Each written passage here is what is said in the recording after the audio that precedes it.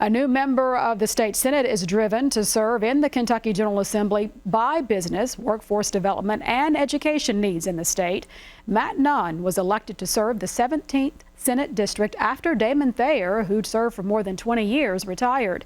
He talked with me recently about his motivation to seek elected office and what he hopes to accomplish. In this sit-down interview, that's part of our series on the Kentucky General Assembly's freshman class of 2025.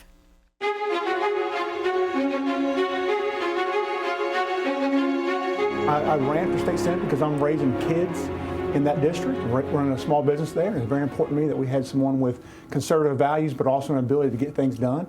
And I think my experience in the private sector and running a small business gives me that ability and experience to get things done for the people of 17th District. Yeah. Tell us about your small business. So my wife and I own an Irish pub on Main Street in Georgetown. We just celebrated our 8-year anniversary back in August, which means we've been through some things, including COVID. Came out on the other side of COVID. And so again, this is experiences of opening a small business, making payroll every 2 weeks has taught me a lot about what those people go through. And I understand what that is, and so I understand how important that is to our economy overall. And so, again, I think that's going to help me in this role. And as you just mentioned, of course, 8 years, you did survive a few of those during the COVID pandemic. Yes, you know, talk about those struggles and how that even informed you perhaps to have a political involvement. Yeah, it absolutely did. And so we had to be very creative during that time to work within the rules that we were given to be able to operate and still turn a profit. It's always, you're always eking out a meager profit as a small business owner. So when you have anything restricting that, making it harder, it becomes very difficult. So to be very creative during that time. And then, I gained some, I guess you'd say, notoriety during that time because the business that we had, we're not serving our own food at the time. We were using food trucks. They used to be very popular, as you recall. And so after, I think, 65 days, restaurants were going to be allowed to reopen, but the governor was not going to allow bars, what we would classify as a bar, to reopen. And so, I just didn't understand how a plate of food sit in front of me or anybody else changed the risk of COVID.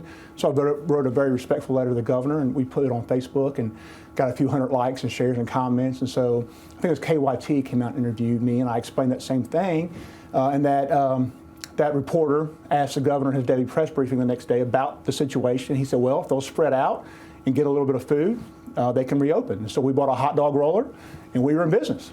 And so, again, had to be creative and figure out how to work within the confines. And then after being open a few days, we were contacted by the state ABC, and they said, hey, make sure you're actually selling hot dogs, that they're not just there for show. How did that experience kind of shape or maybe even reshape what you think government should be or should not be doing? I've told people there's 5 things that have really shaped my view of government and the role of government, and that's one of them. First of all, opening the small business, just seeing all the things that we had to go through to pursue the American dream, to employ people, very challenging. And sometimes I thought unnecessarily challenging. But then during COVID, even more so. I understand that people made decisions based upon the information they had at the time. We didn't always agree on what those decisions should be, but again, just seeing how what I felt was government overreach was able to impact my small business and nearly bankrupted it was very challenging for me to accept. Tell us about your military career. 21 years in the Kentucky Army National Guard. I enlisted right out of high school. I was a infantryman. Went to infantry officer basic. Went to OCS here in the state.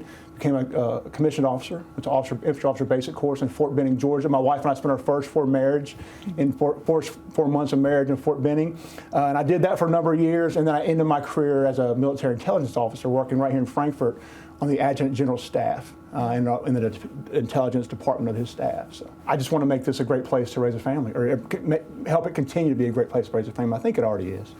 Particularly in the district that I'm representing. But so I'm raising kids here. Hopefully I have grandkids running around that district soon. So I'm here just to make sure that it remains a great place to raise a family and pursue the American dream as I have. I've lived the American dream the way I grew up. I never would have dreamed that I'd be sitting here talking to you.